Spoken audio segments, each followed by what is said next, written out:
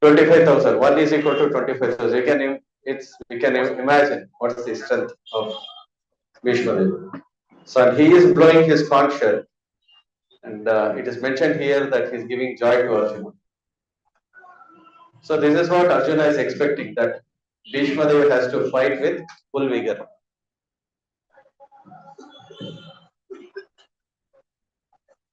So and here we see that Arjuna, everything about Arjuna is transited Divya.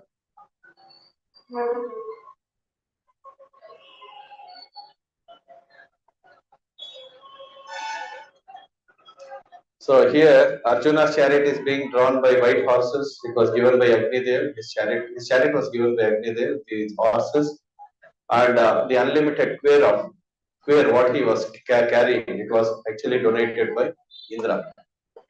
So and also on the flag of the chariot was Hanumanji. So Hanumanji, what Hanumanji would do sitting on the chariot was, see Hanumanji, what did Hanumanji do in Ramayana? So he fought on the side of Lord Rama, and he was one of the principal elements in bringing victory to Lord Rama. So similarly, so we can see that Hanumanji is now on the side of Arjuna. So all the signs are an indication of the victory of Arjuna. So Krishna is on his side. Wherever there is Krishna, certainly Lakshmi Devi is also there. Because on the chest of Lord Vishnu is a strand of hair which is representative of Lakshmi Devi. Live stream మొదలైంది. Live stream మొదలైంది. Zoom చేసి నాదా mostly అది freeze అయింది వచ్చాము, అది unfreeze చేయండి. Freeze అంటే అన్ఫ్రీజ్ చేయండి. లేదు ఫ్రీజ్ అవ్వండి.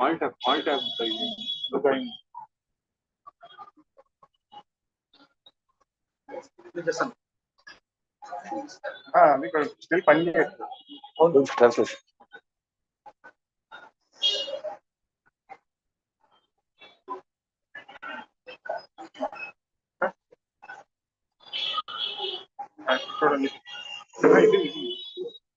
Chapter 1.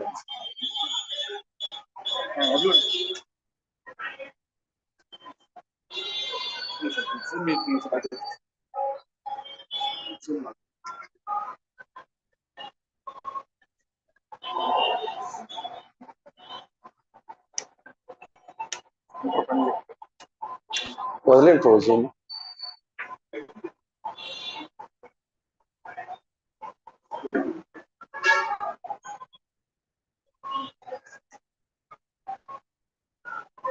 ఫుల్ వచ్చిందా?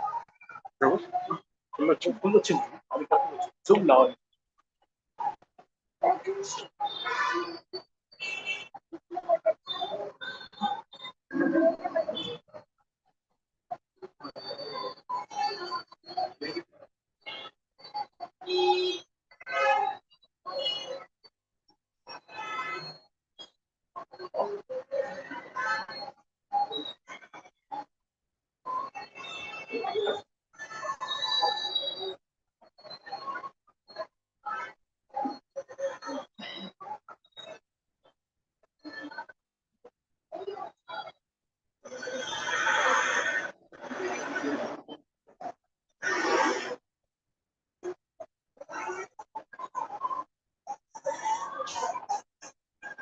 మౌస్ పనిచేయట్లేదు.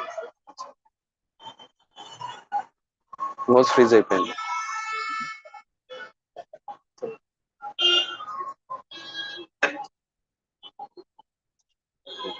కొంచెం లేదు ఖచ్చితంగా వచ్చింది.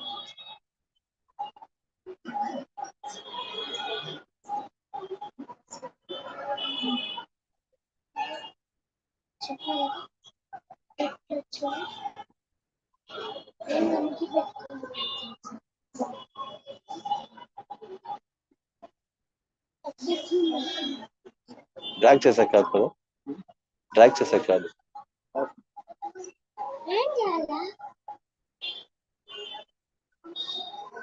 Program close.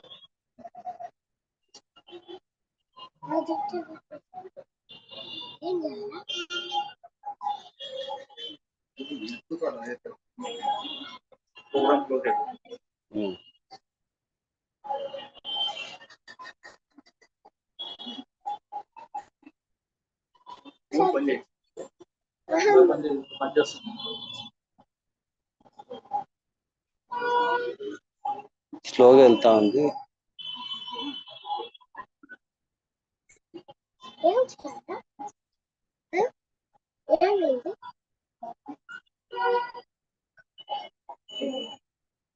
ఇది 70 slide 4. 70. Slide number 70. Slide number 70.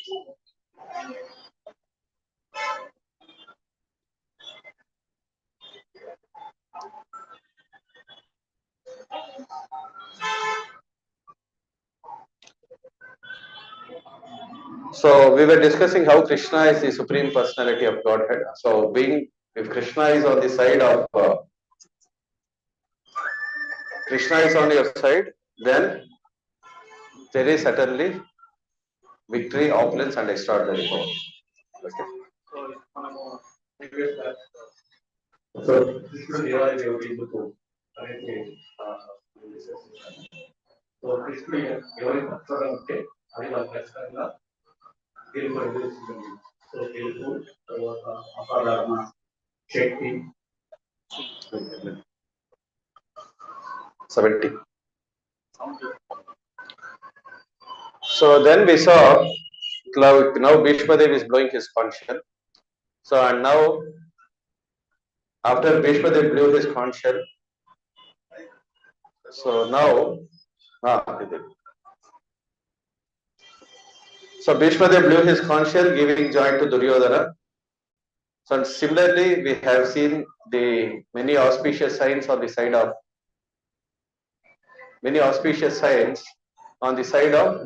Arjuna. Because Krishna is on his side, then we have Arjuna on the side. Arjuna is there, his devotee. Then we have his chariot is drawn by his chariot is given by Agnidev. The horses are donated by Indra, and also donated and he has an unlimited quill, which he has a quill which can give unlimited arrows. That was actually donated by Indra. And also we find Hanumanji on the flag of Arjuna. So which is a certain sign of victory, because Arjuna fought on the side of Lord Rama and he brought victory to Lord Rama. Last week ఎప్పుడైతే భీష్ముడు సైన్యాన్ని పూరించాడు, ఆ సైన్యాన్ని పూరించినప్పుడు దుర్యోధనుడికి కొంచెం సంతోషం కలిగింది. So తర్వాత ఇక్కడ మనకి విజయానికి మంచి సూచనలు కూడా ఇక్కడ కనబడుతున్నాయి. సో ఏ విధంగా అయితే రథం పైన సాక్షాత్తు హనుమంతుడు ఉన్నాడు. సో ఏ విధంగా అయితే రావణ యుద్ధంలో హనుమంతుడు సహాయపడకుండా రాముడు విజయం పొందాడు, అదేవిధంగా ఇప్పుడు శ్రీకృష్ణుడు అర్జునుడు ఒకే చారెట్ పైన హనుమంతుడు కూడా ఆ చారెట్ పైన ఆ రథం పైన ఒక జెండా రూపంలో ఉన్నాడు. సో తర్వాత ఆ రథాన్ని అగ్నిదేవుడు అర్జునుడికి బలంగా ప్రసాదిస్తాడు. సో చాలా ఉత్తమమైన రథం అది. తర్వాత ఆ భాగ్యం కూడా అగ్నిదేవుడు అర్జునుడికి ప్రసాదిస్తాడు. తర్వాత దాన్ని తెలుగులో బాణాలు ఉంటాయి, బాణాలు తీస్తారు,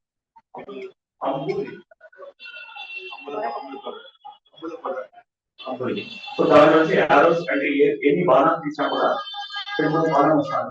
అలాంటి ఉత్తమమైన దాన్ని ఇస్తాడు. So here we see that the conscience of Krishna and Arjuna are considered transcendent, divyam. So whereas the conch blown by Bhishma Dev is not divyam. So and it is mentioned that in the scriptures when Krishna blew his conch shell, many of the wives of the demons, they would have miscarriage. So by the conch blown by Lord Krishna. గర్భపాతమయ్యింది. Okay, so ఎప్పుడైతే ఇక్కడ శంఖాల గురించి చెప్తాం, so ఈ శంఖాలలో భగవంతుడి కృష్ణుడి శంఖం, కృష్ణుడు పూరించిన శంఖం, తర్వాత అర్జునుడు పూరించిన శంఖం వచ్చి ఆధ్యాత్మికంగా ఉంటాయి. సో అదేవిధంగా కృష్ణుడు పూరించిన శంఖము ఆధ్యాత్మికంగా ఉండదు. So and here is the description of all the different conditions of different warriors: Krishna, Panchajanya, Arjuna, Devadatta. So and Yudhishthira Maharaj, Ananta Vijaya, Bhima, Poundra, Nakula, Sugosha, and Sahadeva is Manipushpa. So ఇక్కడ ఒక్కొక్క శంఖానికి ఒక్కొక్క పేరు ఉంటుంది అనమాట. So కృష్ణుడిది పాంచజన్యము, ఆ విధంగా ఒకటి ఒక కాన్సెప్ట్, ఒకటి ఒక శైలికి ఒక్కొక్క పేరు ఉంటుంది. So here Krishna is addressed as Panchajanyam Hrishikesha Devadatta Dhananjaya. Why Krishna is addressed as Hrishikesha here? So just like Krishna, Hrishikesha means Hrishika means senses, and Isha means the master of the senses. So Hrishikesha ante Hrishika ante mana Indriyalu. So Hrishikesha అంటే ఆయన జయించినవాడు, నిగ్రహించినవాడు. So Panchajanya Hrishikesha Devadatta Dhananjaya. So Hrishikesha means he is the master of the senses, and he is also the master of all the living entities. We are all part and parcel of Krishna. As Krishna mentions this in the 15th chapter, 7th verse of Bhagavad Gita. So Mamai Vamsha Jivaloke Jivat Bhuta Sanatana. All the living entities are also part and parcel of Krishna. So therefore the senses are also part and parcel of Krishna. So ఎందుకంటే భగవంతుడు యజమాని, ఎందుకంటే ప్రతి ఒక్కరి మనం కూడా ప్రతి ఒక్కరు భగవంతుడి అంశాలు అన్నమాట. అది 15వ అధ్యాయంలో 7వ అమ్మాయి వంశ జీవలోక జీవభూత సనాతన.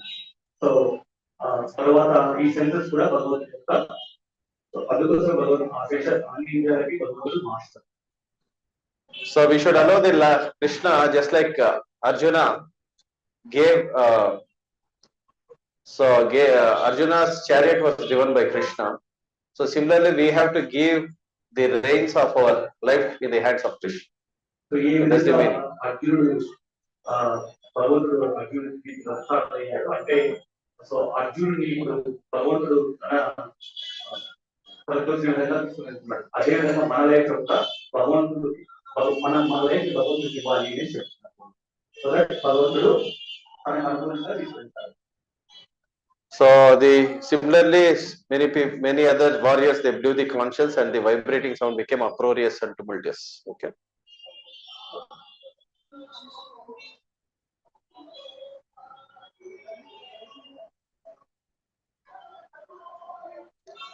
So at that time, lesson number 4, why did the great hero Krishna? So we see. So Arjuna is seated on the chariot, so marked by the flag of Hanuman. So took up his bow and he was prepared to shoot the arrows. So looking at the sons of Dhritarashtra drawn in such military array, Arjuna spoke the following words to Krishna. So this is where the scene of we are actually looking for, we are arriving at. So ఎప్పుడైతే అర్జునుడు రథం పైన ఎక్కి కూర్చున్నాడు, తర్వాత ఆ రథాన్ని మధ్యలో తీసుకున్నాడు, అక్కడ పాండవులు కౌరవుల కుమారుని దురాశ కుమారులందరినీ చూస్తాడు. సో చూసి ఇక్కడ నుంచి స్టార్ట్ అవుతుంది. So why did the great hero and Krishna, this is the lesson number 4, Krishna, devotee of Arjuna, put his bow, refusing to fight. So we'll see that now. So ఎందుకు ఇక్కడ అర్జునుడు so నేను యుద్ధం చేయమంటాడు అనమాట, దాని గురించి మనం డిస్కస్ చేసుకోండి. So here Arjuna took up his bow and he was prepared to shoot the arrows. Arjuna said, "Oh infallible one, Achyuta, please draw my chariot between the two armies." Lord then drew the chariot between the two armies at the request of Gudakesha. Arjuna sees all kinds of relatives. Now here we see that Krishna is the supreme personality of Godhead. He is playing the role of a charioteer. So and Arjuna is ordering Krishna. So who is the master here and who is the servant? Krishna is the servant. So and Krishna So though he is the supreme personality of Godhead, he does not have any hesitation. He says that, okay, you are asking me to drive the chariot in between in the midst of the armies, so I'm going to do that. So, and he is following the order of Arjuna. ఇక్కడ గమనించాలంటే so అర్జునుడికి 28 నుంచి 26 వరకు so కృష్ణుడు చెప్తున్నమాట నా ప్రకారం అందులో నుంచి so ఇక్కడ మనం గమనించామంటే ఇక్కడ ఎవరు యజమాని ఎవరు సేవ సో ఇక్కడ అర్జునుడు వచ్చి యజమాని అయ్యాడు కృష్ణుడు సేవకుడు అయ్యాడు సో భగవంతుడు దేవాది దేవుడు ఆ సేవ తీసుకునే కూడా సేవకుడుగా ఉండేది ఇష్టపడతారు. So why Arjuna? Why here it is mentioned? Arjuna is mentioned as Gudakesha. What is the meaning of Gudakesha? Gudakesha అంటే అర్థమైంది అజ్ఞానాన్ని జయించడం. So Gudakesha means one who has overcome sleep, because Arjuna was practicing day and night. So and he had become such an expert that he could shoot equally both from his right hand as well as left hand simultaneously. It's also called as Sabyasachi because of his practice. So Arjuna ఎంత ఉపయోగపడింది so ఇద్దరు చేయించిన వాడు తర్వాత అభ్యాసాచి so చెప్పగా even కుడి చేతితోనూ తర్వాత ఎడమ చేతితోనూ అదే విధంగా బాణాలు వేయగలడు. So one more thing we have to understand that sometimes they see that sometimes the devotees we feel that the devotee means he gives up everything, so and he is not willing to take up any activity, so and he is just a resident of the temple and dependent on the temple. So we may have such idea of a devotee, but here we see that Arjuna is a devotee. So though the Lord is on his side, he is not and Krishna is also not encouraging. It is because I am on your side, you just sit on the chariot, I will fight on your behalf. Arjuna had to do his duty. So even before the warfare also, so he encouraged Arjuna to collect all the celestial weapons also. So he asked him to meditate on different demigods. He asked him to meditate on Lord Shiva and get Pashupatansra. He asked him to go to the heavenly planets and collect different celestial weapons from the demigods. So the whole 12 years of span in the forest was spent in collecting all these different weapons, and he forgot his sleep to practice for the war. Okay, so a devotee has to do his best and leave the rest to Krishna. So that is what the meaning of Gudakesha. ఇక్కడ గుడాకేశం అంటే అర్థం ఏంటంటే మనం అనుకుంటాము కేవలం భక్తులు అంటే వాళ్ళు ఏం రెస్పాన్సిబిలిటీ తీసుకోకుండా టెంపుల్గా ఉంటారు అని అనుకుంటాము, కానీ అలా కాదు. ఇక్కడ గమనించామంటే ఈవెన్ భగవంతుడు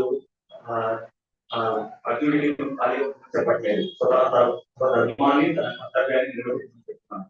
ఈవెన్ ఆ 12 ఏళ్ళు వాళ్ళ వనవాసంలో సో అర్జునుడు చాలా చక్కగా ఆ తపస్సుని ఆచరించి సో మంచి మంచి అస్త్రాలను ఆయుధాలను సంపాదిస్తున్నాడు అనమాట ఈ వార్ కోసం.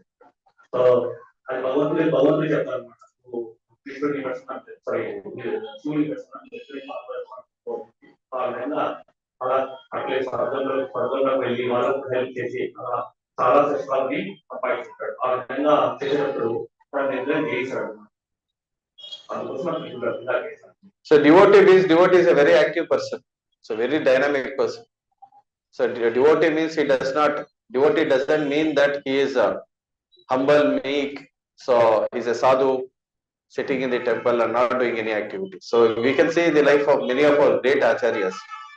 So one of the greatest acharyas in our parampara is Srila Bhaktivinoda Thakur. So Bhaktivinoda Thakur was a magistrate. So he was a magistrate. So he had earned such laurels from the British government that they had put a railway track from his house to the court.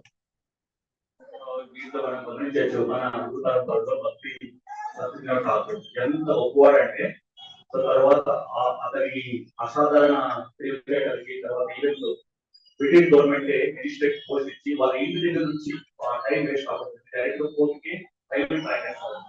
Because he had such a schedule, he used to sleep only for 2 to 3 hours. So apart from taking care of his responsibility as a magistrate, he used to write many bhakti literature. So he wanted to unearth the manuscripts of Chaitanya Charitamrita. So which gives us the description of the pastimes of Lord Chaitanya Mahaprabhu. So and he also excavated many places of the pastimes of Chaitanya Mahaprabhu, and he also excavated the birthplace of Chaitanya Mahaprabhu. So and he was the magistrate who was taking care of Jagannath Puri temple. He had so many responsibilities. So అతను మినిస్ట్రీలో పనిచేస్తూ కేవలం 2 గంటలు మాత్రమే నిద్రించేవాడు. So మిగిలిన టైంలో మనకి చైతన్య సంబంధించి కూడా దాని భాష అది ఒరిజినల్ మేనేజ్మెంట్ తర్వాత గీతాలు రాసేది తర్వాత సో చాలా రెస్పాన్సిబిలిటీస్ చైతన్య మహాప్రభు యొక్క అన్ని భాష యొక్క అడిలను తర్వాత అవి ఎక్కడైతే జరిగినాయి ఆ ప్లేస్ ఐడెంటిఫై చేయడం దాన్ని కనుక్కోవడం సో జగన్నాథ్ పూరి టెంపుల్ కూడా నేను చేశాను. So that's how we can see a devotee means devotee is a dynamic person. చాలా చురుగ్గా ఉంటాడు మన devotee.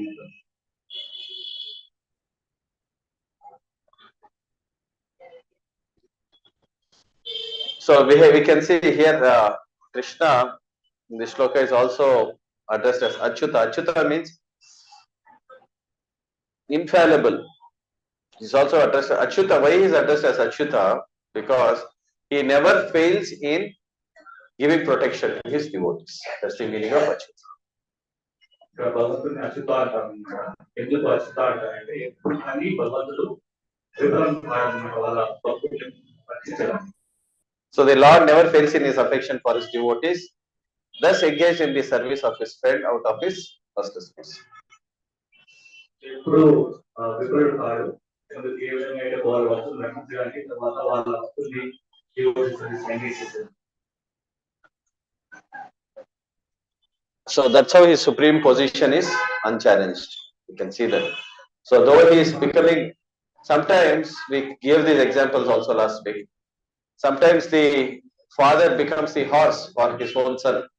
So that doesn't minimize the position of the father. So similarly here, because Krishna is playing the role of a chariot driver, that does not minimize the position of person. So this is all out of love. So when we read Srimad Bhagavatam teaches us what is Krishna Tattva. So teaches us what is Bhakti Tattva, Prema Tattva. There are so many different tattvas. So to understand the personality of Krishna completely, so one should become aware of the different tattvas. Then we'll be able to appreciate the loving relationship between the Lord and devotees better. So ఇక్కడ మనం గమనించామంటే so మనం కూడా కృష్ణ పిల్లల్ని చిన్నపిల్లలు బిడ్డలు పెట్టుకొని మనం అందులో దూరం మాట్లాడతాం. సో లేదా స్పోర్ట్ చేస్తా పిల్లలు పిల్లల్ని ఎక్కించుకొని సో ఇప్పుడు తండ్రి పిల్లవాడిని తన భుజాన్ని ఎక్కించుకొని ఆ విధంగా చేస్తాడు. సో అంత మాత్రం తండ్రి పొజిషన్ తక్కువైపోలేదు. అదేవిధంగా ఇక్కడ కృష్ణుడు అతని వాళ్ళ భక్తుల కోసము ఎంత స్మాల్ యాక్టివిటీస్ చేశారు. సో తర్వాత భాగవతంలో మనకి మంచి మంచి తత్వాలు ఉన్నాయి. సో కృష్ణ తత్వం ఏంటి ఆ విధంగా Krishna Tattva, Bhakti Tattva, Rasa Tattva, Prema Tattva. So many tattvas which are described in Bhagavatam. So unless we have a complete knowledge of all this, we cannot appreciate what the Lord is doing for his devotees. So to get a complete picture of the Supreme Lord and his devotees and the relationship between them, so we have to understand all these different kinds of tattvas, which can happen only when it is systematically learned. So that's the reason in this human form of life, so why this human form of life should be spent for understanding God, why we are endowed with knowledge, why we are endowed with so much intelligence, is to understand these different aspects of God consciousness. So మనకు మనిషి జీవితం ఎందుకు దొరికిందంటే ఈ భగవంతుడి యొక్క తత్వాన్ని అర్థం చేసుకోవడానికి గొప్ప తర్వాత అసాధారణ తెలియజేయడం ఎందుకు దొరికాయంటే మనం భగవంతుడి యొక్క తత్వాన్ని అర్థం చేసుకోవాలి.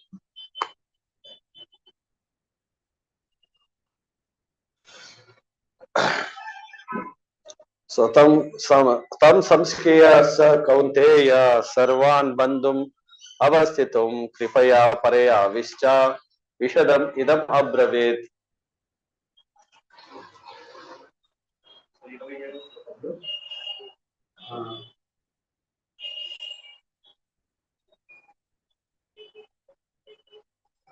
So Arjuna is becoming confused, he's becoming overwhelmed. So after he sees the relatives in his in the fighting spirit, so he becomes overwhelmed. ఎప్పుడైతే అర్జునుడు వాళ్ళ బంధువులన్నింటినీ ఆ యుద్ధం చూస్తాడో చాలా బాధపడతాడు.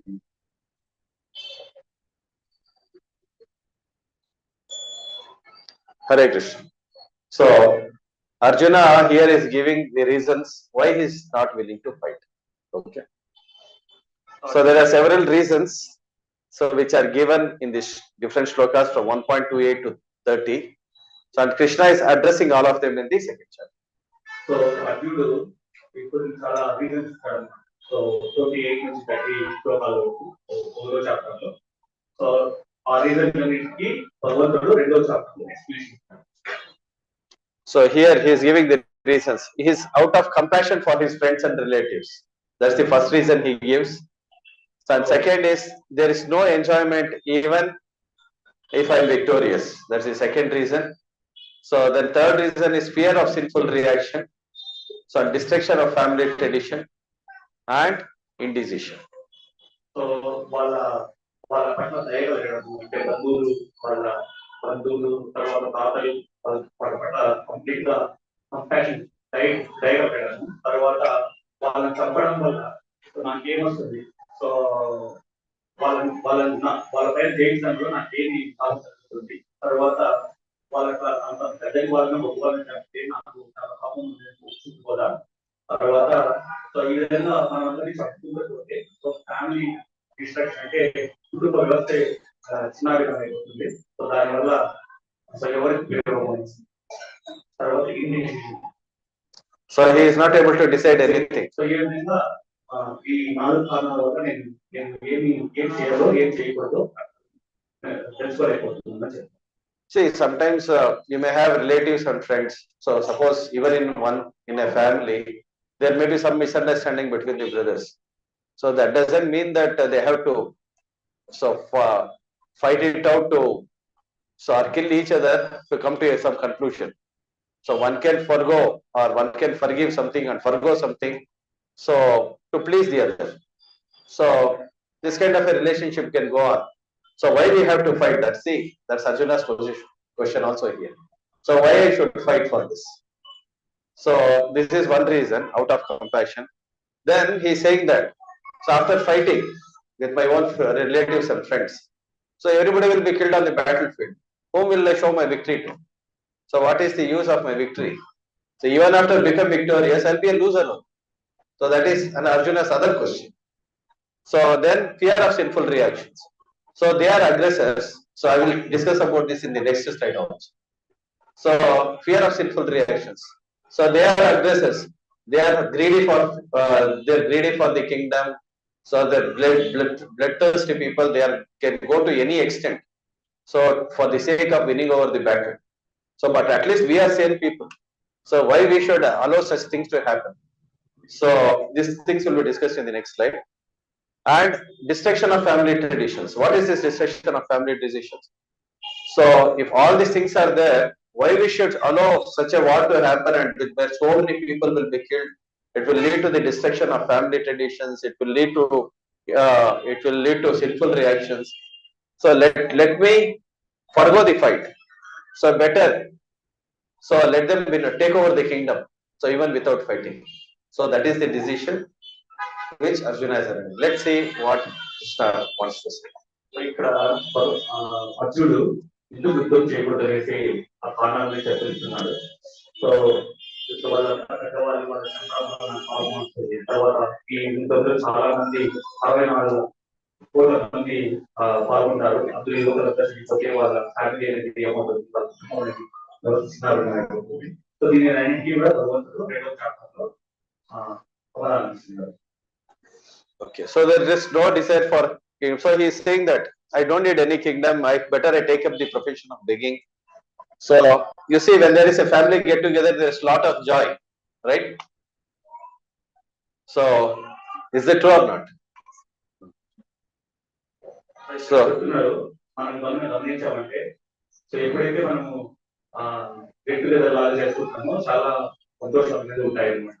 సో ఈ విధంగా వాళ్ళందరినీ చెప్పడం వల్ల నాకేంటి బెనిఫిట్స్ నేను So who will I show my victory to? I will be a winner. So even if I'm a winner, so whom I'll show the victory to? So this is Arjuna's question. So నేను All these reasons are reasonable only when we see from a common man's perspective. So will it not be reasonable for us to see? So ఇవన్నీ కూడా మనం ప్రతి ఒక్క వ్యక్తిని దృష్టిలో ఉంచుకొని ఇక్కడ కామన్ మ్యాన్ ఏ విధంగా ఆలోచిస్తాడో ఆ విధంగా చెప్తున్నాడు అనమాట. సో ప్రతి ఒక్కరికి మనకు కూడా అవుతాయి. సో వాళ్ళతో జయించడం వాళ్ళందరూ జనరేషన్ గురించి విజయాన్ని నేను చదువుతున్నాను.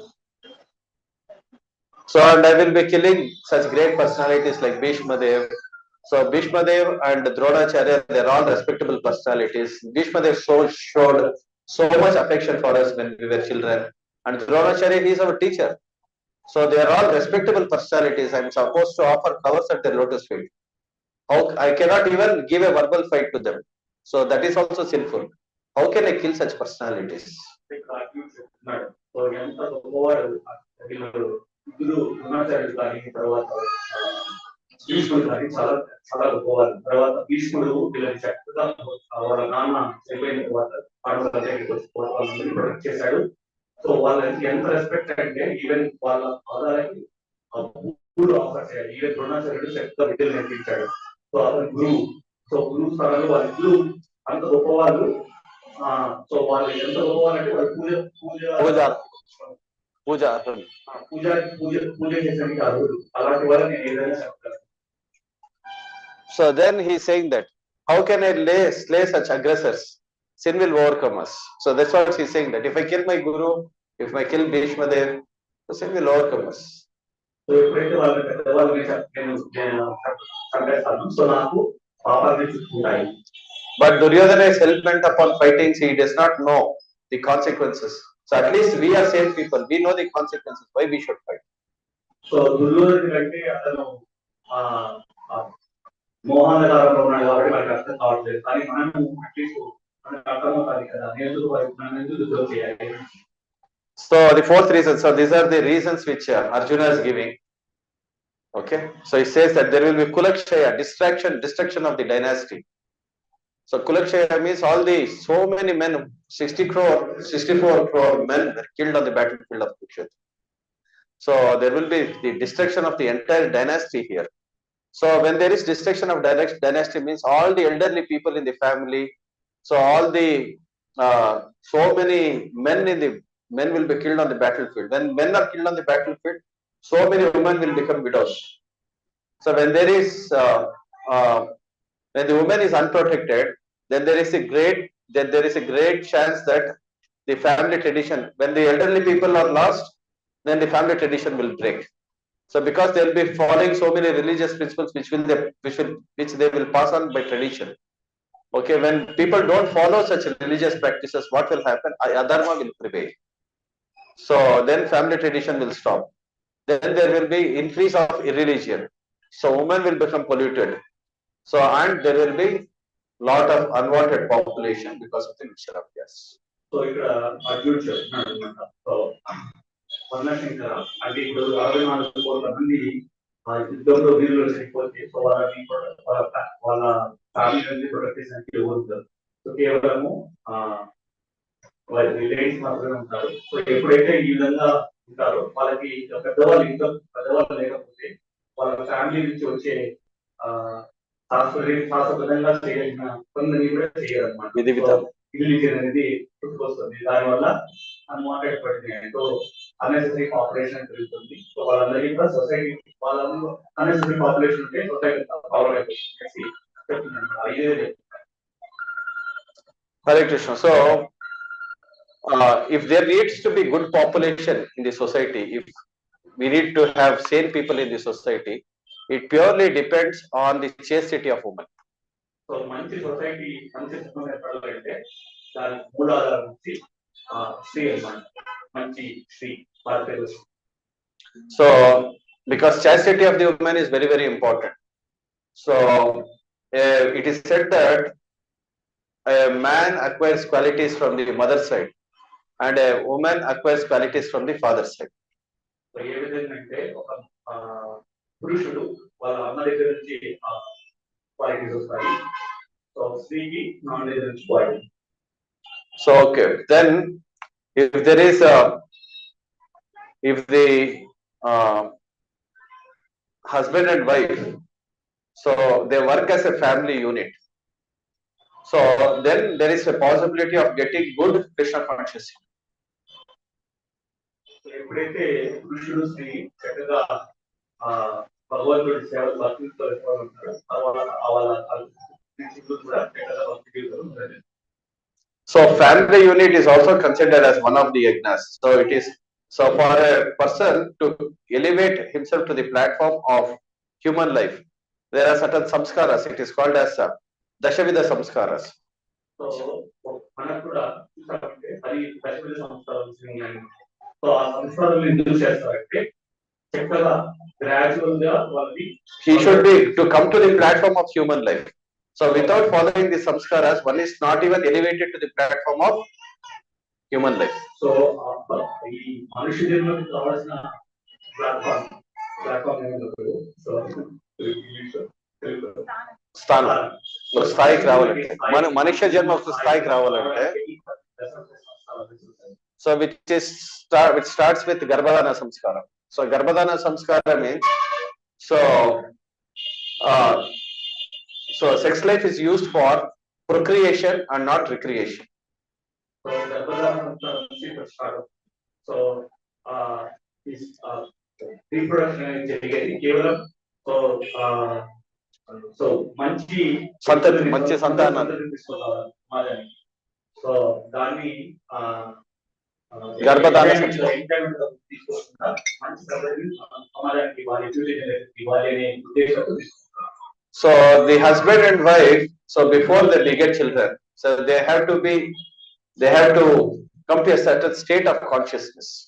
సో బిఫోర్ వాళ్ళు పిల్లల్ని పడడానికి రెడీ ఉన్నప్పుడు సో వాళ్ళు ఒక స్టేజ్ కావాలంటే వాళ్ళ కాన్షియస్నెస్ కావాలి. సో మన ఇస్రాయిల్లో ఎవరు పిల్లలు కలగాలనుకుంటున్నారు సో వాళ్ళు మినిమం 50 మంత్స్ చేసిన తర్వాత తీసుకొని so they have to come to a certain state of consciousness.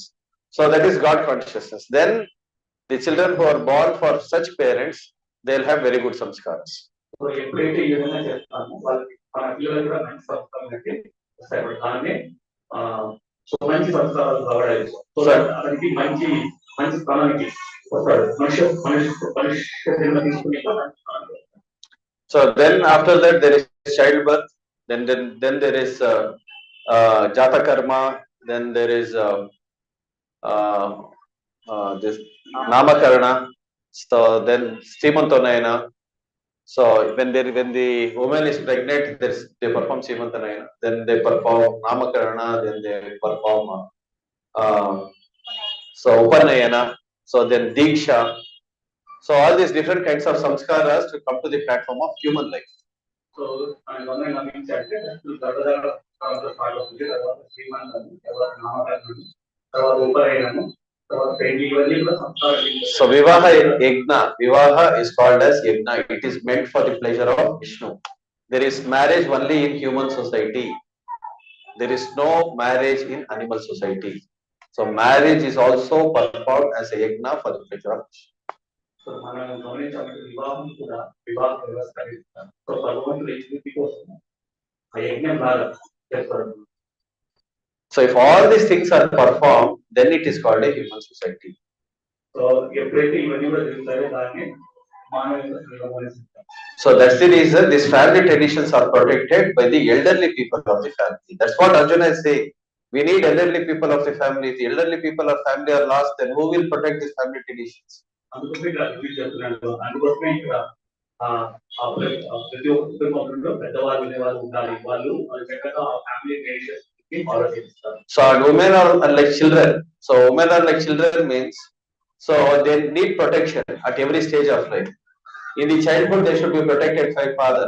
When they are married, they should be protected by husband. And when they become elderly, they should be protected by the elderly grown-up sons. So on all stages of life, they need protection.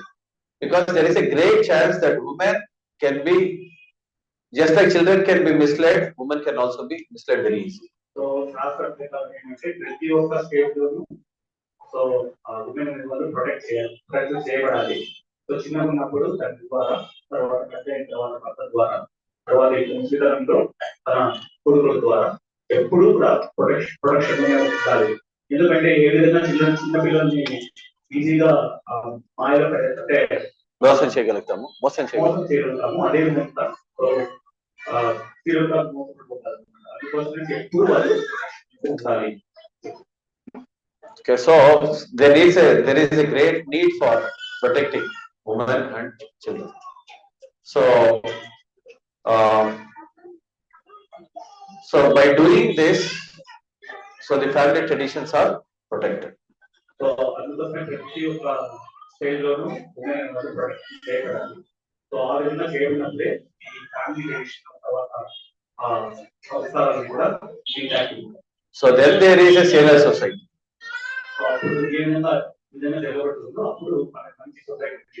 So marriage is not a contract. Marriage is not a contract. So all the so-called live-in relationships are all because people are not educated in the science of Krishna consciousness. So marriage అనేది వివాహ వ్యవస్థ అనేది ఒక contract వల్ల కాదు. So ఇప్పుడు మన living relationships ఇవన్నీ కూడా so Krishna conscious it is not favour అంటే ఇది శాస్త్ర ప్రకారం కాదు. So they think that family life, they think that husband and wife, man and woman relationships are meant for pleasure. So వాళ్ళు అనుకుంటారు కేవలం భార్య భర్తల రిలేషన్షిప్ సుఖం కోసం అనుకుంటారు. But they don't understand that this human form of life is so very rare, so that after passing through 8,400,000 species of life, we very rarely get this human form of life. So వాళ్ళకు మనిషి జీవితం యొక్క మూల్యం అనేది తెలియదు. 84 జీవరాశుల తర్వాత so అందుకోసమే చాలా సులభం. So this pleasure of sexual pleasure is available for all species of life, from dogs, cats, so to 8,400,000 of species of life, from the lowest species of life to Lord Brahma. Everybody has this sensual pleasure. But to understand God consciousness, so is the rarest of the rare.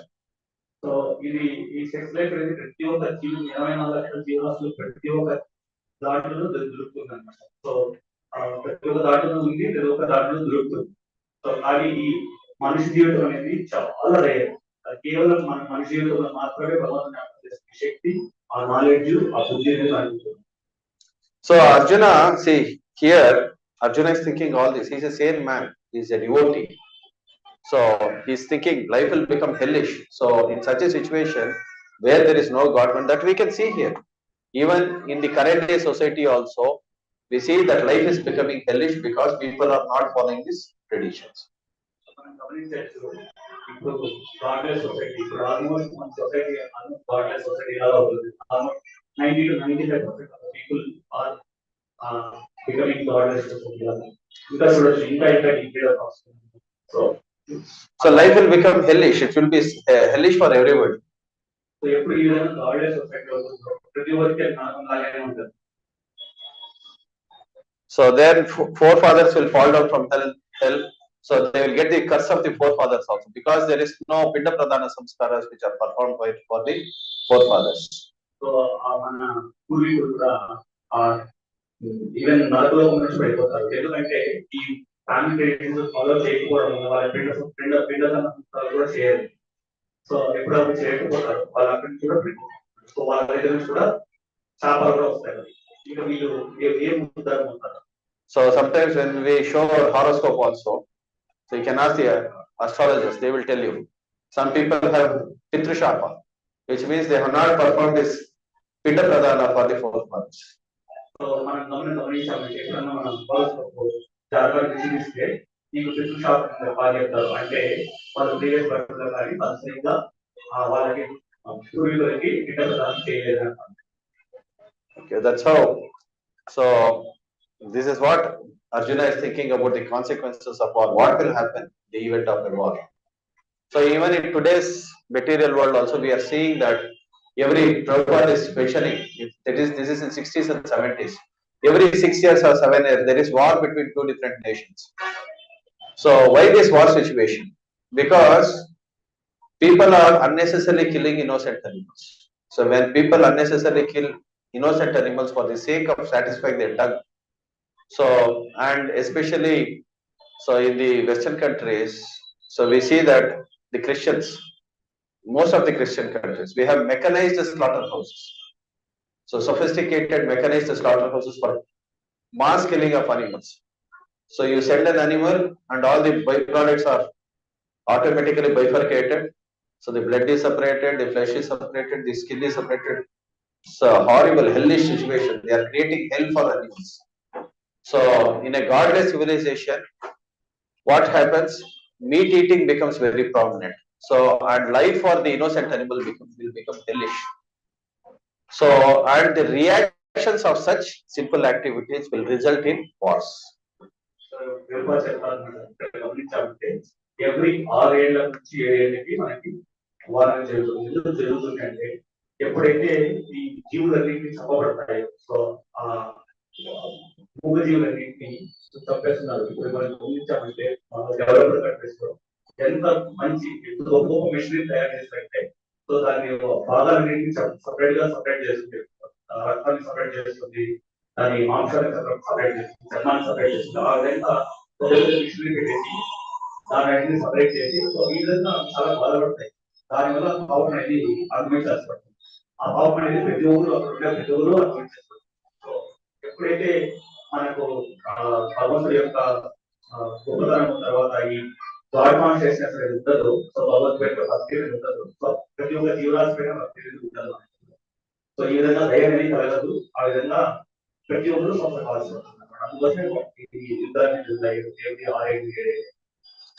So then only because Arjuna was kind-hearted, he was non-violent, soft-hearted person, he was the fit recipient to receive this knowledge of Bhagavad Gita. So ఎందుకు ఇక్కడ గమనించాలంటే అర్జునుడు ఇక్కడ యుద్ధం చేసేది చాలా మంది వచ్చారు, యుద్ధం సైతానికి వీళ్ళని కూడా, కానీ ఇక్కడ అర్జునుడు మాత్రము వాళ్ళ గురించి కానీ తర్వాత పాపాల గురించి కానీ ఆలోచిస్తున్నాడు. అందుకోసమే భగవంత్ అర్జునుడు యొక్క ఒక డివోటీ చాప్టర్ 2 ఆ డివోటీ వల్ల అంత మంచి క్వాలిటీస్ వచ్చాయి. Hare Krishna. So just like animals are killed in the slaughterhouses, people will be killed in wars.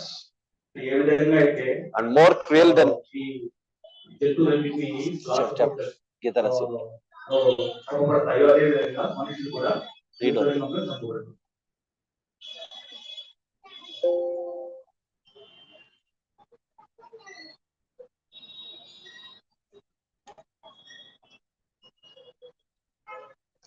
So now we are coming to chapter number 2.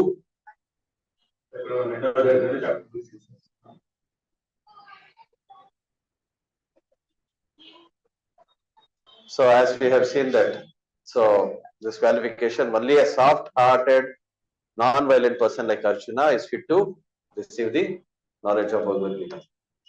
So ఏ విధంగా అయితే అర్జునుడు కృత్రిమైన హృదయంతో ఉంటాడో అలాంటి వాడు మాత్రమే కేవలం ఈ భగవద్గీతని తెలుసుకోవడానికి అర్హుడు. Okay. So we have lesson number 1. We have an acronym Gita, Gita. So it starts with G, Guru, the absolute need for a spiritual guide. So మనం లెసన్ 1 గీత అంటే From chapter 2, this is the lesson. What we are learning. Gita, G for Guru and I for identity. Guru means absolute need for spiritual guide. So and we have T. T stands for duty. Both are conditional duty, constitutional duty, and A stands for Atma. So now we'll start with Gita, G, Guru. So the absolute need for a spiritual guide. So మనం ఇక్కడ 4 గీత అంటే so G stands for Guru. So మనం ఎందుకు గురువు తెలుసుకోవాలి? Shri Bhagavanuvacha kutasvam kashmalam idam vishame samupastitam anarya justam asvargyam akirti karanam arjunam. So ఇక్కడ రెండో chapter రెండో So duty of a Kshatriya, so it's a reference for Parashara Smriti, explains the duty of a Kshatriya. So the duty of a Kshatriya is to protect citizens from all difficulties. So Parashara Smriti ప్రకారము ఒక క్షత్రుడి యొక్క కర్తవ్యం ఏంటి చెప్తున్నారు అన్నమాట. So ప్రతి ఒక్క పౌరుణ్ణి అతను రక్షించాలి, అది ఒక రాజు యొక్క లక్ష్యం. So it is duty of a Kshatriya to apply violence also. Violence is required so to keep law and order in the state. So క్షత్రుడి యొక్క గుణం ఏంటంటే లా అండ్ ఆర్డర్ ని అంటే చట్టం ఎందుకోసం అంటే వాళ్ళందరినీ ప్రొటెక్ట్ మంచి పౌరులు రక్షించడానికి. So once Srila Prabhupada had a conversation with a Buddhist guru. So and the Buddhist guru, so he was saying, Ahimsa Paramo Dharmaha, non-violence is the only religion. So ఒకసారి ప్రభుపాద వారు బుద్ధిస్టులో ఉన్నారు. సో నాన్ వైలెన్స్ బుద్ధిస్టు ప్రకారము అహింస పరమో ధర్మం వాళ్ళు follow చేసేది. So Prabhupada said that violence has its place and non-violence has its place. So both are required. So but he was arguing, no. Non-violence is the only religion. Ahimsa is the topmost religion. So violence కి place ఉంది, non violence కి place separate place ఉంది అని బుద్ధిస్టులు ధర్మం ఏంటంటే అహింస. So then Prabhupada said he had the Buddhist guru, he had his female disciples also. So Buddhist guruki even so then Prabhupada asked Swamiji, so when you are going on the street, suppose some rogues come and misbehave with your female disciples, what will you do? So ఇప్పుడు నేను prepare అవుతున్నాను అన్నమాట.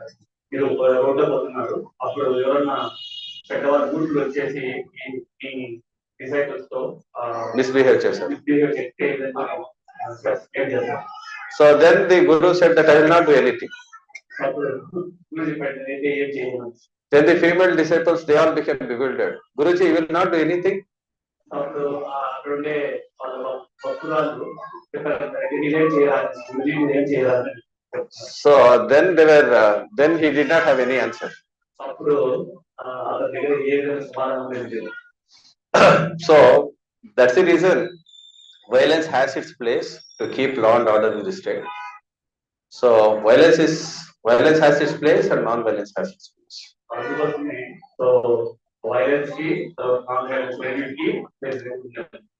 So to conquer inimical kings.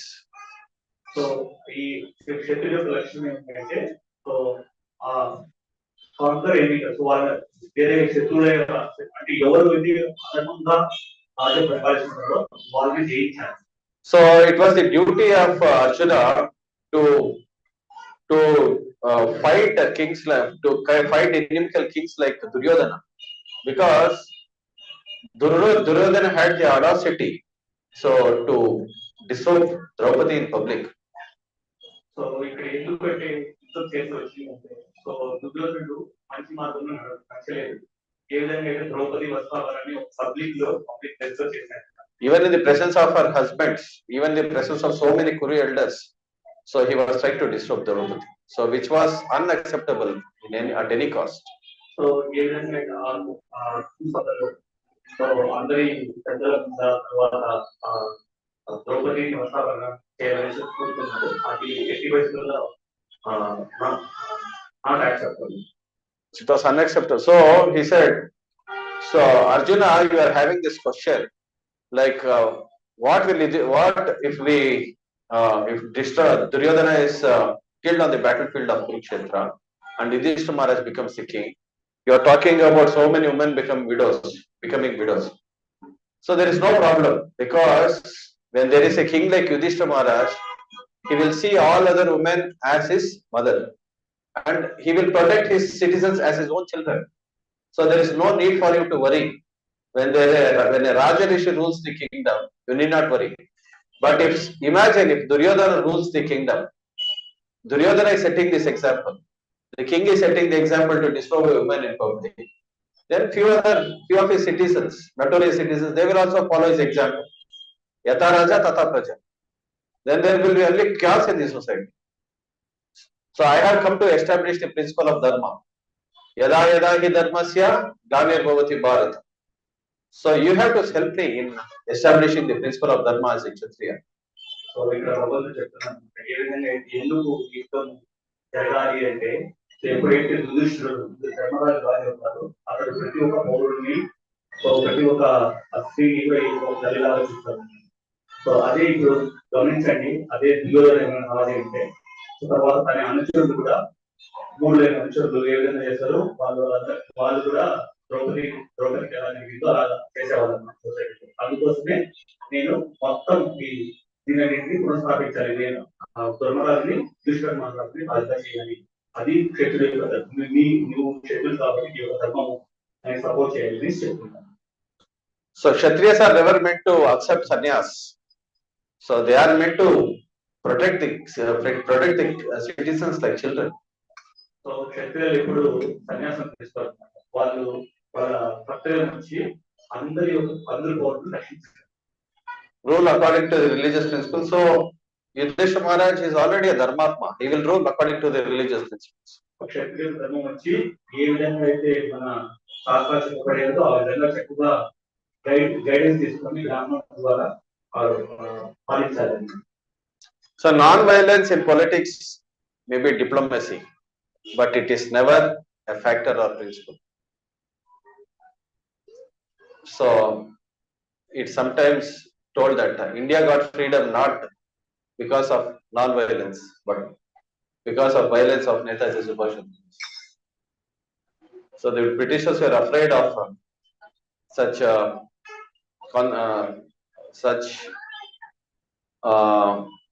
what do you say?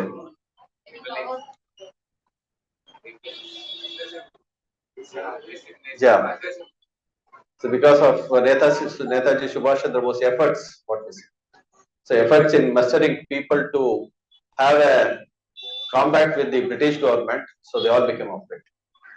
So because their population was very small, so but they were using somebody as a tool for non-violence, and they were getting their job done. Even 12,000 people, they were there in India. So that's the reason here, non-violence also, when non-violence in politics may be also a diplomacy, but it is never a factor of principle. So Kshatriyas are supposed to be violent. So suppose a Kshatriya, suppose a dacoit or a murderer, if he is given capital punishment, that is also a mercy shown by the king. Because if he is not punished by the king, then he has to take another birth and suffer for the reactions of his sinful activities in the next life or the upcoming lives. ముందు ఎందుకంటే మరణదండ విధిస్తారు చాలా నేరం చేసిన వారికి, ఎందుకంటే అది కూడా రాజు ప్రకటించే దయాన్నమాట. ఒకవేళ ఆ విధంగా మరణదండ విధించకపోతే సో తను చేసిన పాపానికి చాలా ఎక్కువ శిక్ష భవించేస్తారు. అందుకోసమే మరణదండ అనేది విధిస్తారు చేసిన పాపానికి. So how they are trained? So suppose sometimes the Kshatriyas are also, when there is an uprise of so the carnivorous animals in the forest which are becoming a threat to the sages and the rishis in the forest, sometimes the kings have to go and kill the carnivorous animals like the tigers and the lions. If their population grows, it becomes a threat. So they come and attack the general public also. So that's the reason, to maintain a check and balance. So the Kshatriyas have to fight. So they were sent to the forest to keep a check on them. And a Kshatriya also sometimes, so before somebody is appointed as the Yuvraj or the hierarchy king, so king in descendants, so he has to go and fight with a tiger, so in the forest. So, and he has to kill the tiger in the forest and bring the dead tiger to the kingdom. So, because the tiger is considered the king of the forest, so and he is considered the king on the land. So, the king on the land, he is supposed to go and wage a war.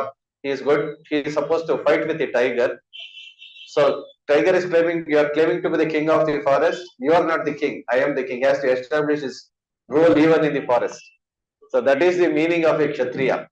క్షత్రియుడు అంటే ఏ విధంగా అంటే మనలో క్రూరముగాలు ఉంటాయి కదా. So ఆ క్రూరముగాలు వాళ్ళ సంతతి పెరిగినప్పుడు సో అవన్నీ కూడా ఊరిని తర్వాత ఆ వనంలో ఉండే వాళ్ళందరినీ కూడా ఇబ్బంది పెడతాయి. అందుకోసం క్షత్రుడు అనేవాడు ఆ క్రూరముగాన్ని కూడా సంహరించాలి. ఆ బ్యాలెన్స్ అనేది చేయాలన్నమాట. సో ఎవరికి ఇబ్బంది పెడుతున్నారు కోళ్ళ పైన కాకుండా వాళ్ళ ప్రొటెక్ట్ చేసే ఆ బాధ్యత కూడా క్షత్రుడిది. అదే విధంగా కొన్ని ఈ పురాతనంలో ఏ విధంగా ఉంటుందంటే సో ఒకడు యువరాజు రాజుగా కావాలంటే అతడు అడవికి వెళ్ళి ఒక పులిని చంపేసి రావాలన్నమాట. అప్పుడు ఎందుకంటే పులి ఎందుకు చెప్పాలంటే పులి అడవికి రాజు కాబట్టి ఒకవేళ అతను మనిషి రాజు కావాలనుకుంటే ఖచ్చితంగా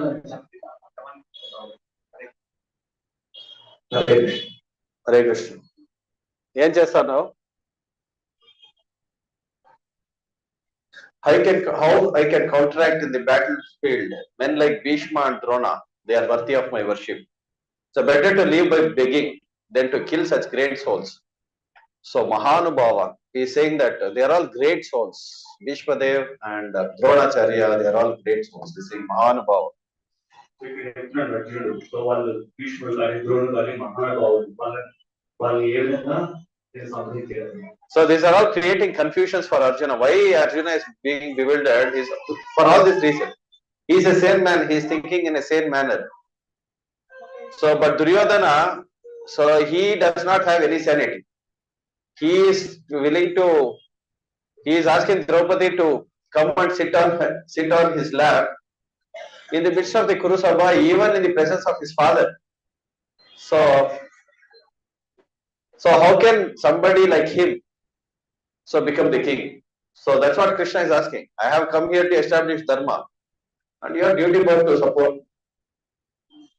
So here he is saying that they are all worshipable, conquering or being conquered. So what is the argument?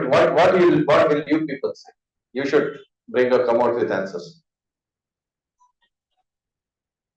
Conquering is best. Should he fight with Bhishma Dev and Dronas? See, many people bring up this argument. Even to this day, many so-called intellectual class of men in the society, they bring up this point. So, why Krishna is instigating Arjuna to fight? ఇప్పుడు మనం గమనించాలంటే ఈ చాలా మంది కూడా intellectual people అడుగుతారు మరి ఎందుకు కృష్ణుడు అర్జునుడిని యుద్ధం చేయని ప్రేరేపించాడు. So what is your argument? So you have to present your arguments.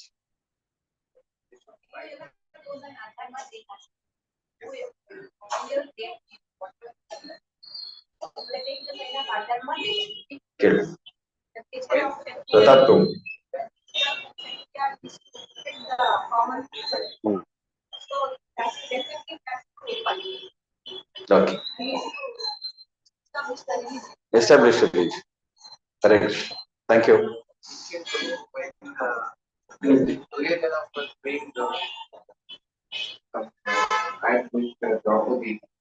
Which would not be received with the perception of whatever. When Ismail spoke or how it yeah, well, that we'll see. That will see. Why? What Krishna? What arguments Krishna will present, so that Arjuna will become convinced. We'll see that. Okay. Any other doubts? Then next we'll see that. So in this situation, in this context, what we should. So that's what Krishna is saying. See, we don't know, undeniably they are great personalities. Bhishma Dev is a great personality. Dronacharya is a great personality. So for them, they are very determined to be on the side of Duryodhana, because sometimes the Kshatriyas are very adamant people. So, and Dronacharya is also feeling obliged because of their financial support. So, and also to protect their own positions. So, they protect their own position, they have to protect their own reputation. So, and for financial considerations, they are on the side of Duryodhana. So, your duty as a Kshatriya, though no matter however great a person may be, if he is taking on the side of Adharma, as a Kshatriya, you are supposed, your duty about to fight and protect Dharma. You cannot, in the guise of protecting your grandfather and teacher, you cannot drive away Dharma to the forest. Getting the point? So you cannot drive the Dharma to the forest. As a Kshatriya, suppose it is not a war between two brothers. It is not a warring faction of Yudhishthira Maharaj and warring faction of Duryodhana. We are fighting for Dharma. So Dharma is bigger than your own personal considerations. So ఇక్కడ ధర్మయుద్ధం ఇక్కడ ధర్మయుద్ధంలో ఇక్కడ ధర్మం important, వాళ్ళ ఇద్దరి మధ్య ఉన్న relationship అది important.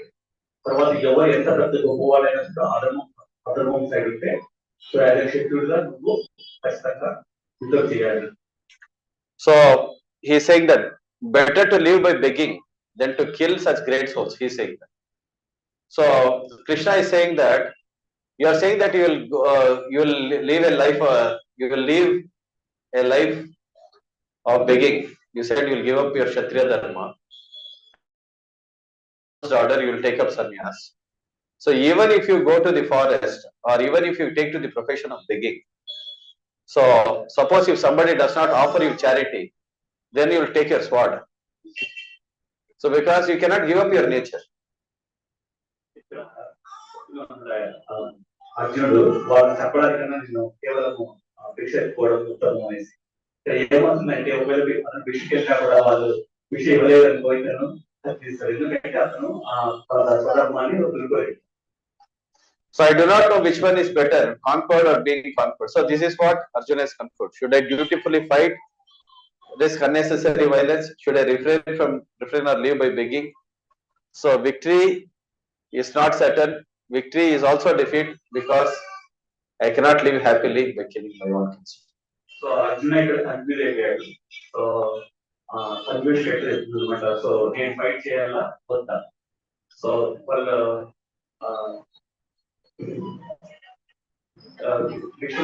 పెట్టాలా లేకపోతే వదిలేయాలని, సో ఎవరు చూపించాలి నా చేయాలి. So this is the state of confusion which Arjuna is in. Sometimes we have different centers. So we are centered around family, we are centered around profession, possession, land. So our own personal considerations. There are so many things which we are centered around.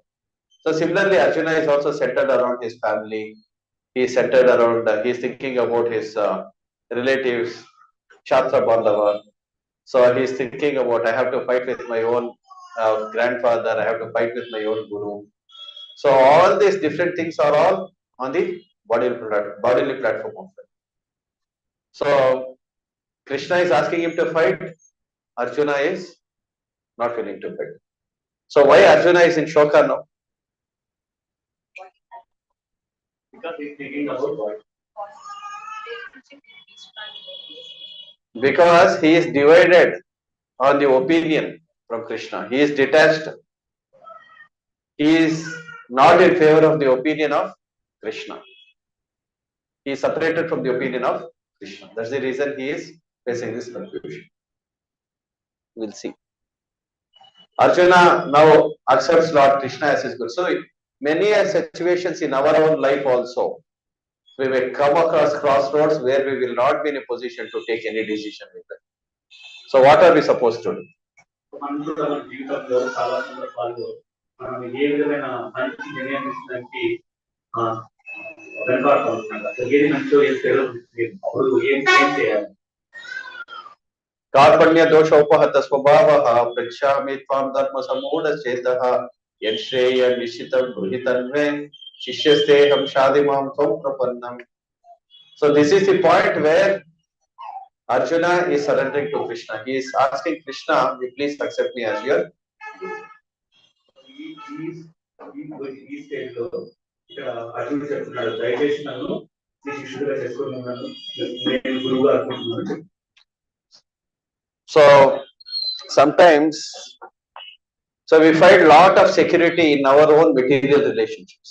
So it is very happy situation to be with one's own grandparents. So grandfather, grandmother, then we have our own father, mother, children, so then uncle, auntie, so all this. So big family. So everybody feels great material security.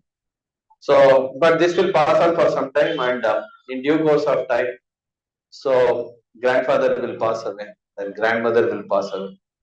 So then parents, mother will pass away, father will pass away. One by one we can see, and it gives great pain. So to the person. So my grandfather was so affectionate towards me, but I have lost my grandfather now. So then grandmother, and a person falls into great material misery. It's a great pool of misery. So unless a person is educated in the science of Bhagavad Gita, so such pains are going to give him great distress. So ఎప్పుడైతే మనం సమాజంలో చూస్తుంటాము, so మన relationships కానీ, so తర్వాత ఒక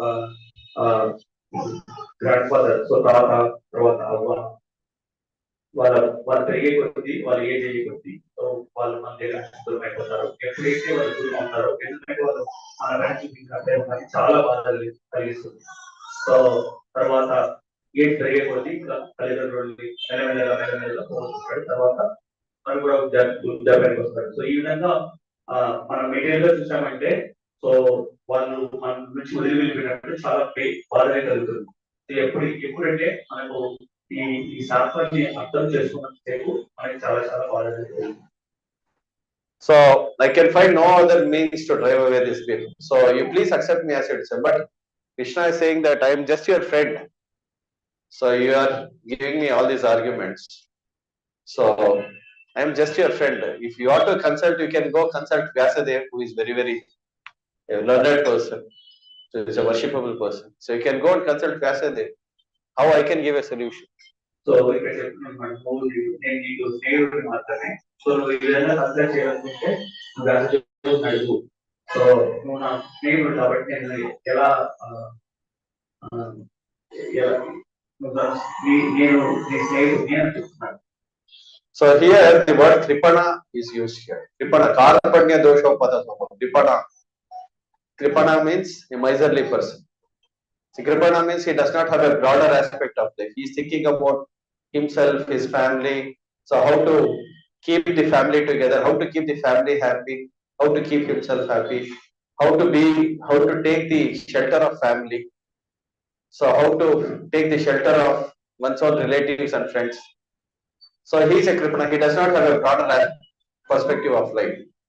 So he feels that my family can give me protection. My family can give me security. So, but the fact of life is that, so as a family, we have all by the power of time. So we have come and become, so we are related to one particular family, and we are in relationship in a particular family as father, mother, grandfather, grandmother, so then siblings. So, but in due course of time, so when each person ends his journey, just like a train journey, so everybody has to exit his station, deboard, and leave for his own journey. So this is the actual fact of life. Unless one is educated in the science of God, so one will have to go this misery of life. One will become very distressed. మనం ఏ విధంగా ఉందంటే, మనం ప్రతి ఒక్క relationship ఒక journey లాగా అనమాట. ఎవరు వాళ్ళ డెస్టినేషన్ వస్తే ఇమీడియట్ గా వాళ్ళ గమ్యాన్ని చేరుకుంటున్నారు. సో ఎప్పుడైతే మనం ఈ జ్ఞానాన్ని మనం సంపాదించుకున్నామో, అప్పుడు వాళ్ళు మన దగ్గర నుంచి వదిలి వెళ్ళినప్పుడు చాలా ఎక్కువ బాధనే కలుగుతుంది. There are two aspects of this skin disease called Prabhupada is writing in this purport as skin disease. Things that I can protect and save the family members from death. So this is what I was thinking. Where he himself is subject to death. ప్రతి ఒక్కరు ప్రభుత్వానికి చెప్తా రాస్తున్నాను. ప్రతి ఒక్కరు నేను నా ఫ్యామిలీని నేను ప్రొటెక్ట్ చేస్తాను అనేసి. సో దీన్ని ఒక శర్మవ్యాధి లాగా చెప్పాలన్నమాట. సో ప్రతి ఒక్కరు ప్రతి ఒక్కరికి మరణం అనేది ఖచ్చితంగా ఉంటుంది, కానీ ప్రతి ఒక్కరు అనుకుంటాడు నేను ఫ్యామిలీని ప్రొటెక్ట్ చేస్తాను. So I will save my family, thinks that the family will save me. So all such people will all leave this world like cats and dogs without understanding God. ఎవరైతే ఈ విధంగా ఈ కాన్షియస్ లో ఉంటాడో ఖచ్చితంగా వాడు ఏదో ఒక రోజు ఈ ప్రపంచాన్ని వదిలి వెళ్ళిపోతాడు. Without understanding self-realization. సో భగవంతుని గురించి తత్వం అర్థం చేసుకోకుండా వెళ్ళిపోతాడు, ఒక్కొక్కలాగా వెళ్ళాలి. So therefore, what is Krishna trying to teach us? So Krishna is trying to elevate us from the position of Kripana to the position of a Brahmana. Brahmana means broad-minded. So మనకి ఇక్కడ భగవంతుడు ఏం చెప్తారంటే కృపణ అంటే పిసినాలు అనమాట. పిసినాల నుంచి బ్రాహ్మణ అంటే బ్రాడ్ మైండెడ్, ఆ దానికి తీసుకొని వస్తున్నారు, ఆ ప్లాట్ఫామ్ తీసుకొని వస్తున్నారు కృష్ణ గారు. So intelligence means to utilize this human body to solve the real problems of. So ఈ ఇంటెలిజెన్స్ అంటే మనము రియల్ ప్రాబ్లమ్స్ వస్తాయి అంటే నిజమైన బాధలు ప్రపంచంలో దాని గురించి తెలుసుకోవడం. So intelligence. So what is the real problems of life? జన్మ, what is the real problem?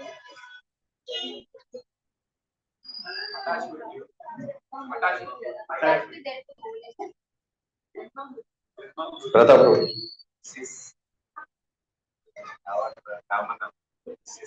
Huh? Wishes. Our desires.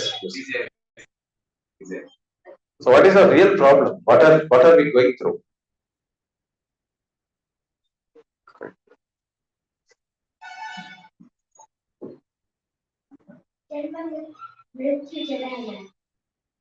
So birth, death, old age and disease.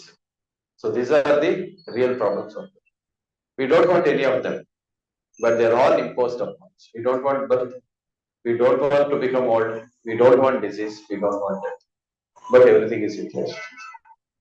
So what is the correct mode to come to this understanding is, so one should stop all friendly talks and surrender to Krishna as the first disciple of Buddha. Arjuna stopped all friendly conversations. Now he is becoming serious.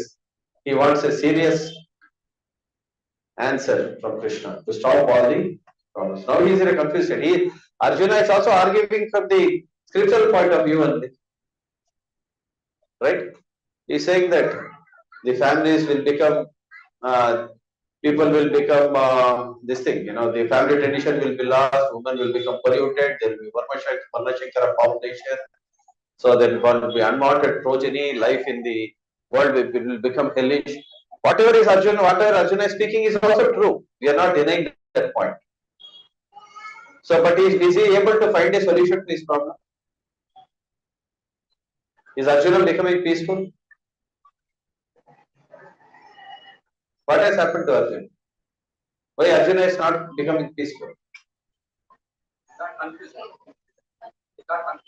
So then what we should do? There is a solution. Accept. So this is the first principle. Gita, Guru, accepting a Guru. So therefore, without accepting a Guru, so without following his instructions, so we will not find a solution to the problems. So మనం ఎప్పుడైతే గురువుని ఆశ్రయించి ఆశ్రయం దొరకదో అప్పుడు అంతవరకు మనకు real problem. So some people say that why mundane scholars say that there is no need to submit to Guru, submit to Krishna, but unborn within Krishna. So some people argue like this: you need not surrender to Krishna, but the unborn within Krishna. Many commentators are like that, but Krishna himself is saying. So in the 7th chapter, 24th verse. So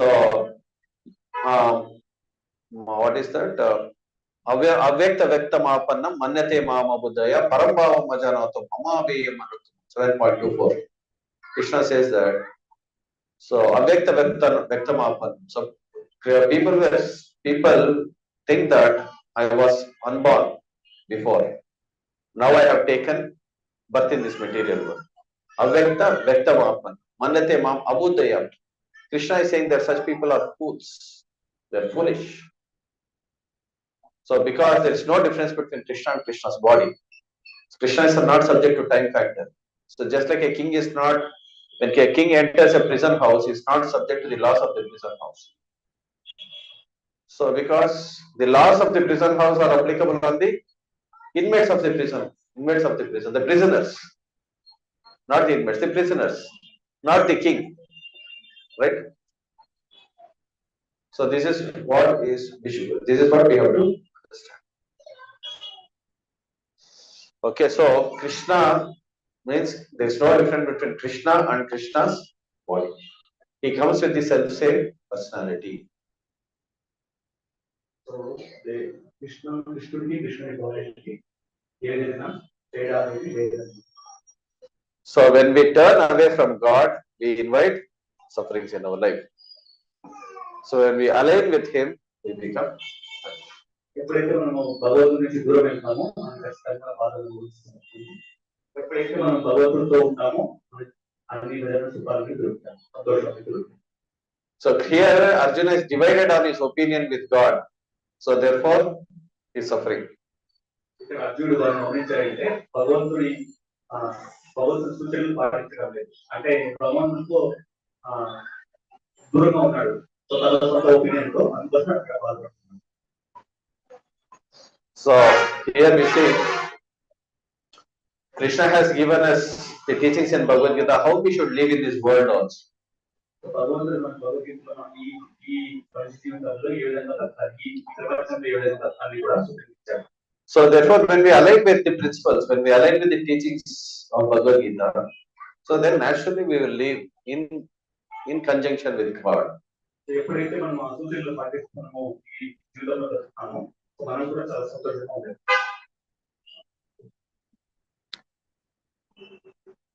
So many people in the material world, they want to enjoy the pleasures of this material world. So they want to enjoy property of God without God.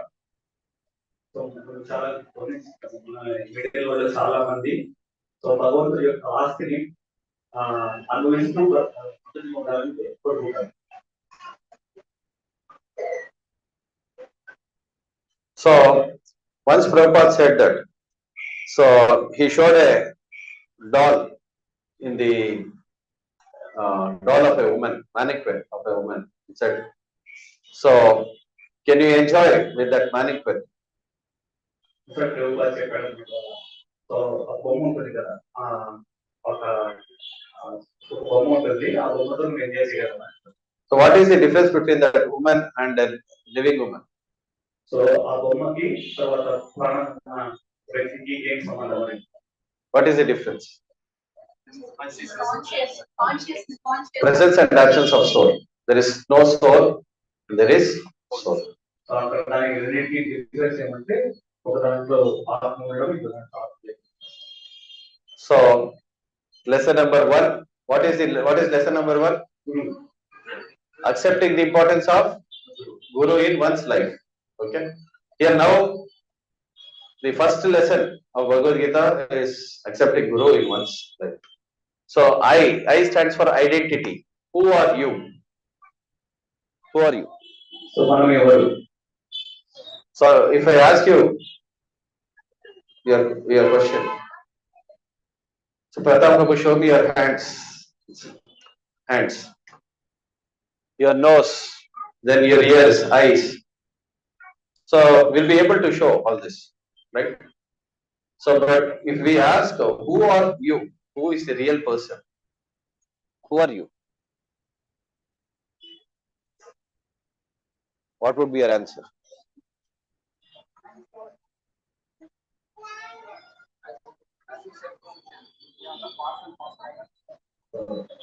That will look for the answer. Normally we will say, I am so and so, my name is this, others, right? I have this, my family is this. Okay, Dr. Morrison, professor of anatomy of Illinois College, so he made an analysis. He said that our body is made up of calcium, phosphate, potassium, sulfur, sodium, magnesium, iron, copper, iodine, water. So, and then are we, this is what are we made up of? Hare Krishna. So just think about it. Is this our constitution? Of course, it's true. The body is made up of all these elements. And he also made a calculation. The total worth of the human body is rupees 110. Calcium, iron, phosphorus, water. ఇక్కడ ఒక professor వచ్చి మన body 60% water కోసం కనపడుతుంది. తర్వాత మన బాడీలో calcium, potassium, iron ఇవన్నీ ఉంటాయి. సో అవంతా మనము తీసుకుంటే మన ఎంత వర్క్ అవుతుందంటే 110 రూపాయలు అన్నమాట. మన బాడీ 110 రూపాయలకి అంతేనా అని అడుగుతాను. So suppose if your friend is driving in a car, 25 lakhs worth car, and the car is met with an accident. So will you what will you give more importance to, your friend or the car? So ఒక స్నేహితుడు 25 లక్షల car నడుపుతాడు. అప్పుడు ఆ కారుతో accident చేస్తాడు. అప్పుడు నువ్వు దేని గురించి ఆలోచిస్తావు? ఫ్రెండ్ గురించి ఆలోచిస్తావా? కారు గురించి ఆలోచిస్తావా? Whom will you take to the hospital immediately? ఎవరి Will you take the car to the garage, or car is worth 25 lakhs? He is worth only 110 rupees. Who will you take? Who is more valuable?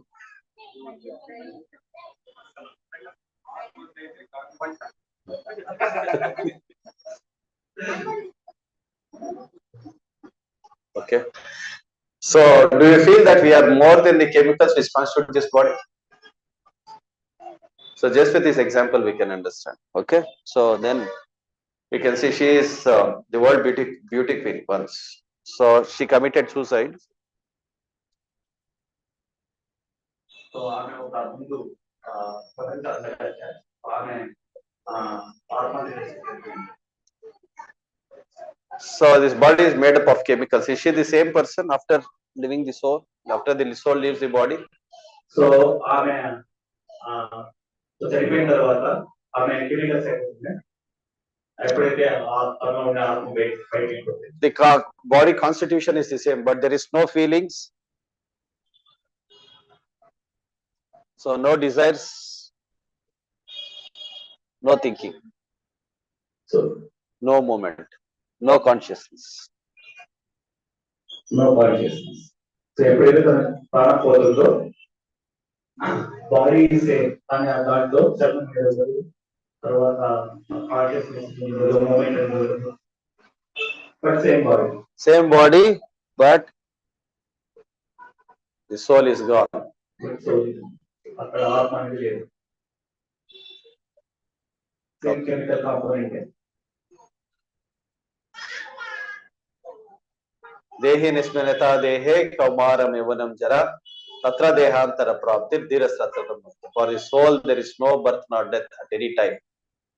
So just like we see that on one hand we are entering death, and by mother's material nature we are being born again. So ఇక్కడ మనం గమనించామంటే దేని వస్తే ఇలా దేని కౌమారం లేదా దేహాంతర ప్రాప్తి చేసేస్తుంది. So ఇక్కడ ప్రతి మనిషి సో పుట్టాడు, పెరుగుతాడు, పెద్దవాడుతాడు, తర్వాత మరణిస్తాడు, మళ్ళా మెటీరియల్ నేచర్ వల్ల కలిగడంలో మళ్ళా పోతాడు. For the soul there is neither birth nor death at any time. కానీ ఆత్మకి ఎప్పటికి కానీ చావు లేదు, మరణం ఉండదు, పుట్టుక ఉండదు. So he has not come into being, does not come into being, and will not come into being. So దానికి పుట్టుక లేదు, ఇప్పుడు ఎప్పటికీ అది ఉండనే ఉంటుంది. He is unborn, eternal, ever existing, and primeval. He is not slain when the body is slain. So అది ఎప్పటికీ కూడా పురాతనం అనేది ఆ బాడీ అన్పాస్ అయిపోయినాక అది ఇప్పుడు దానికి పాత్రపడిన ఉండదు, ముక్తి ఉండదు. So Bhagavad Gita 2.20, you can refer this verse. Naha jayate murate va kadachit nayam bhutva bhavita va na bhuyaha ajo nityam shashvatoyam purano na hanyate hanyam mane sharire. You can note this shloka and read this shloka. So 2.20 very very important Shloka. So ప్రతి ఒక్కరు దీన్ని చూసుకోండి. శ్లోకం గురించి పెట్టింది. నజాయితే kadachit nayam bhutva bhavita va na bhuyaha ajo nityam shashvatoyam purano na hanyate hanyam mane sharire. So ప్రతి ఒక్కరు కూడా ఈ శ్లోకాన్ని మీరైతే బైహార్ట్ చేయండి. So this is very very important shloka on soul. So this is body. Body is made up of matter. Soul is made up of spirit. So there is no consciousness in matter, but there is consciousness in spirit. So then body changes. It's subject to 6 different kinds of changes. So for soul there is no change. So body is temporary. Soul is eternal. Body is dead and soul is alive. So ఈ బాడీకి తర్వాత దేహానికి తర్వాత ఆత్మకి ఉన్న తేడాలు ఇక్కడ చెప్తారు. సో ఈ ఏమేమి తేడాలు ఉంటాయని చెప్తున్నారు. Okay, so what is the difference? That's what Bhishma Dev is telling. That is what Lord Krishna is telling. Your grandfather and Guru, they have already become old. They'll get a new body. So why are you worrying so much about their bodies? ఇక్కడ అదే కృష్ణ చెప్తున్నారు. వాళ్ళ దేహాన్ని గురించి తెలుసుకోవాల్సిన వాళ్ళు already వాళ్ళు అయిపోయారు. ఎనీ టైము ఆ దేహాన్ని వాళ్ళు త్యాగం చేస్తారు. Though they may be great people, but they are fighting on the side of adharma. వాళ్ళకు ఓవర్ కానీ అదొక సైడ్ వాళ్ళు యుద్ధం చేస్తున్నారు. So you cannot take the side of adharma.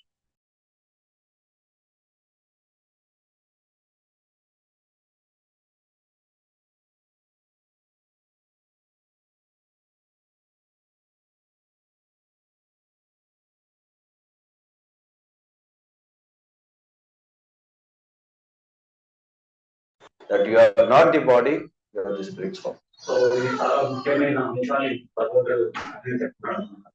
So ముఖ్యమైన అంశము తర్వాత ముఖ్యమైన విద్య కూడా చాలా ఉత్తమమైన విద్య. సో నువ్వు దేహం కాదు ఆత్మ. Hare Krishna, Krishna Krishna, Hare Hare, Hare Rama, Rama Rama, Hare. So devotees can start chanting this mantra also, at least 21 times in a day.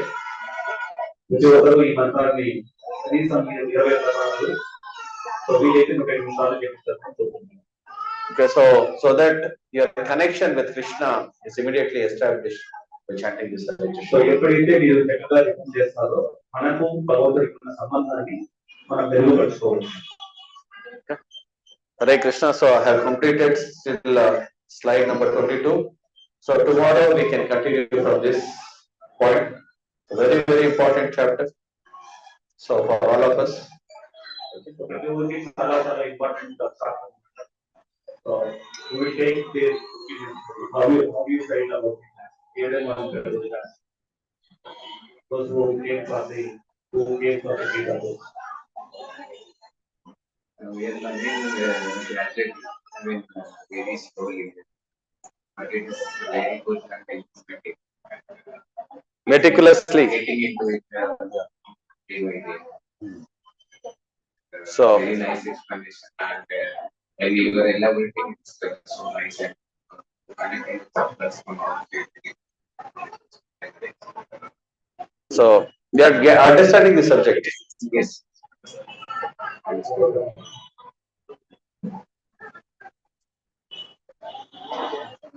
This is the first class, so I'm feeling good.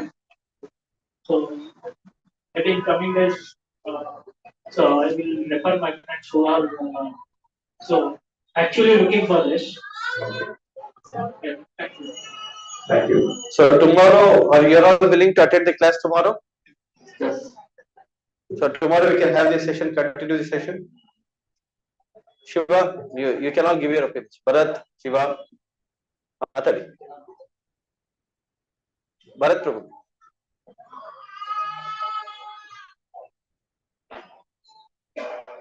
Hare Krishna. ఈ subject ఏంటంటే body అనేది ತುಂಬಾ related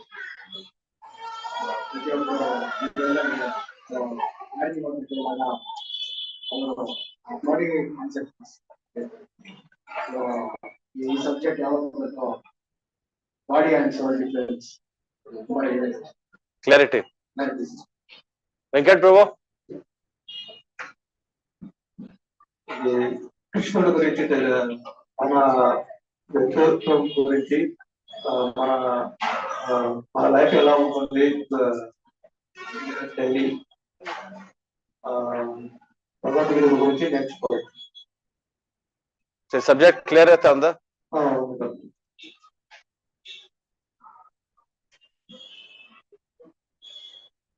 Shiva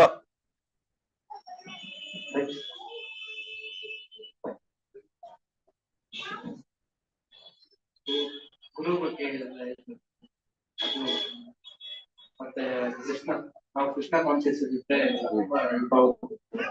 ಹಾಗೆ ನಮ್ಮ ಕೃಷ್ಣ ಕೂಡ ಇದೆ ಮತ್ತೆ ಗುರು ನನ್ನ ಇನ್ಸ್ಟ್ರಕ್ಷನ್ ಕೂಡ ತಗೊಂಡು Vamshi.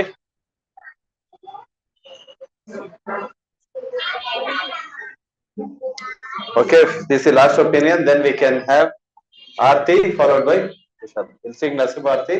We can have Prashad.